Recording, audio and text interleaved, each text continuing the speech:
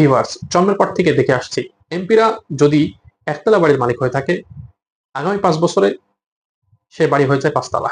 শুধু 5 তলার একটি বাড়ি নয়, এরকম 5টা 10টা 20টা বাড়িও আপনার হয়ে যেতে পারে। ঠিক আছে, তো এরকম নজির আমাদের বাংলাদেশে রয়েছে। কারণ কি, এর আগে যত বাজেট আসতো সরাসরি এগুলো এমপিদের হাতে দিয়ে দেওয়া হতো। মন্ত্রণালয়ের সঙ্গে যোগাযোগ করে এমপিরা এগুলো নিয়ে কাজ করতো।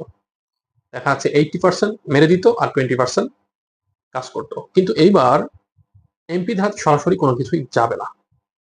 এটার একটা নির্দিষ্ট বইয়ে থাকবে, মাপকাঠি থাকবে, নিয়ম রুলস থাকবে, সে অনুযায়ী এমপিদের কাজ করতে হবে। সেটাই বিস্তারিত আমাদের আজকের ভিডিওতে আপনাদেরকে দেখাবো, জানাবো। দেখুন বিস্তারিত। এমপিদের পকেটে আর সরাসরি যাচ্ছে না কোটি কোটি টাকা। এলাকাগুলোর হবে, তবে চাবিকাঠি থাকবে অন্য কোথাও। সহজ কথায় এটাই নতুন সিদ্ধান্ত। ব্যাপারটা বেশ ইন্টারেস্টিং। আগে নিয়ম ছিল এমপি সাহেবরা তাদের নির্বাচনী এলাকার উন্নয়নের জন্য প্রতি বছর সরকারের কাছ থেকে সরাসরি একটা বড় অঙ্কের টাকা পেতেন, যাকে আমরা থোক বরাদ্দ বলে থাকি। অতীত আওয়ামী লীগ সরকারের সবশেষ বাজেটেও প্রত্যেক এমপি তাদের সংসদীয় এলাকার অবকাঠামো উন্নয়নে বছরে 5 কোটি টাকা করে বরাদ্দ পেয়েছে। 3টি জেলার সহ ময়মনসিংহের কিছু অঞ্চল সিটি কর্পোরেশনভুক্ত সংসদীয় আসনের 20 জন সংসদ সদস্য ছাড়া বাকি 280 জন 5 বছরে 25 কোটি টাকা পান। এর আগে 2009 সালে আওয়ামী লীগ প্রথম সরকার গঠনের পর প্রত্যেক সংসদ সদস্য নিজ নিজ আসনের অবকাঠামো উন্নয়নে 5 বছরে 15 কোটি টাকা করে পেয়েছিলেন। 2014 ও 2018 সালে বরাদ্দের পরিমাণ ছিল 20 কোটি করে। এই অর্থ দিয়ে এমপিরা তাদের এলাকায় সড়ক, সেতু বা দরকারি স্থাপনা বানাতে পারতেন। কিন্তু এই টাকায় নেওয়া প্রকল্প, তার ব্যয় আর ঠিকাদারি নিয়ে প্রায় মিলত দুর্নীতি, স্বজনপ্রীতি বা অর্থ তছরূপের অভিযোগ। তবে এবারের অর্থ বছরে খেলা ঘুরে গেছে। নতুন নিয়ম অনুযায়ী সংসদ সদস্যরা কোনো টাকা নিজের তহবিলে পাবেন না। তারা শুধু কাগজে কলমে জানাতে পারবেন এলাকার উন্নয়নে কি দরকার, ব্যাস ওইটুকুই। তাহলে টাকা নিয়ন্ত্রণ করবে কে? এখন থেকে এসব বিষয় তদারকি করবে খোদ প্রধানমন্ত্রীর কার্যালয়। সেখানে তৈরি হয়েছে স্পেশাল সেল, যার নাম সংসদ সদস্যের প্রতিশ্রুতি ও প্রত্যাশিত কর্মসূচির বাস্তবায়ন সেল। এর দায়িত্বে থাকবেন প্রধানমন্ত্রীর অর্থ ও পরিকল্পনা বিষয়ক উপদেষ্টা রাশেদ আল মাহমুদ তিতুমির। তার অবর্তমানে দায়িত্ব সামলাবেন প্রধানমন্ত্রীর মুখ্য সচিব।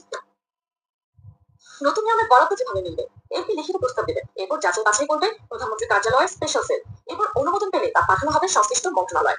উদ্যোগ বাস্তবায়ন হবে মন্ত্রণালয়ের প্রকল্পের আওতায়। তবে প্রকল্প নেওয়ার আগে কিছু কঠিন পরীক্ষায় টিকতে হবে এমপিদের। যেমন ধরুন, কোনো এলাকায় যদি অন্য কর্মসূচির আওতায় একই কাজ চলতে থাকে, তাহলে সংসদ সদস্যদের প্রস্তাব গ্রহণ হবে না। বরাদ্দ পেলে কি আসলে গরিব মানুষের লাভ হবে, কর্মসংস্থান বাড়বে? এসব প্রশ্নের যথার্থ উত্তর দিতে হবে। প্রকল্প অনুমোদন পেলে প্রতি মাসের 5 তারিখের মধ্যে মন্ত্রণালয়কে হিসাব দিতে হবে, জানাতে হবে কাজের অগ্রগতির। কোনো জটিলতা হলে তা সামাল দেবে পিএম অফিসের স্পেশাল সেল। আর মিলবে না শুল্কমুক্ত গাড়ি। নতুন সরকারের এমপিদের জন্য আরেকটি খবর হলো, শুল্কমুক্ত গাড়ি আমদানির সুবিধা আর মিলবে না। আম জনতার মতো সংসদ সদস্যদেরও প্রচলিত দামে গাড়ি কিনতে হবে। এই সিদ্ধান্ত আগেই নিয়েছে বিএনপির সংসদীয় কমিটি। আগামী বাজেটে আনুষ্ঠানিকভাবে এই সুবিধা বাতিল করতে যাচ্ছে জাতীয় রাজস্ব বোর্ড। এমপিদের নেওয়া উদ্যোগের সফল হলে সেটি প্রচারে সাকসেস স্টোরি তৈরি করবে প্রধানমন্ত্রীর কার্যালয়, যেখানে প্রকল্পের প্রভাব ও জনকল্যাণের ফলাফল সহ ইতিবাচক দিকগুলো তুলে ধরা হবে।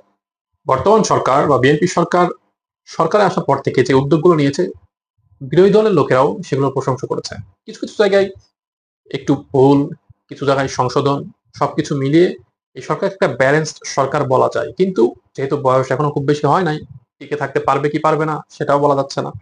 তবে বিএনপি সরকার আসার পরে তারেক রহমান যেই স্টেপগুলো নিয়েছেন, একেবারে ঘাড় চেপে ধরেছেন এমপিদের। কোটি কোটি টাকা খরচ করে এমপি হয়েছেন, ধরা খাবেন এবার।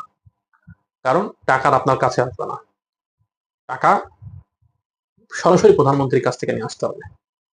নিতে হলে আপনাকে হিসাব দিয়ে গড়ায় গন্ডায় বুঝিয়ে কেন আপনি নিচ্ছেন, এটা নিলে কি কি উপকার হবে, কি কি ক্ষতি হতে পারে, সবকিছু বুঝিয়ে তারপরে টাকা নিয়ে আসতে পারবেন। তাও টাকা আপনার হাতে আসবে না, আপনার ব্যাংক অ্যাকাউন্টে আসবে না, আসবে প্রকল্পের মাধ্যমে।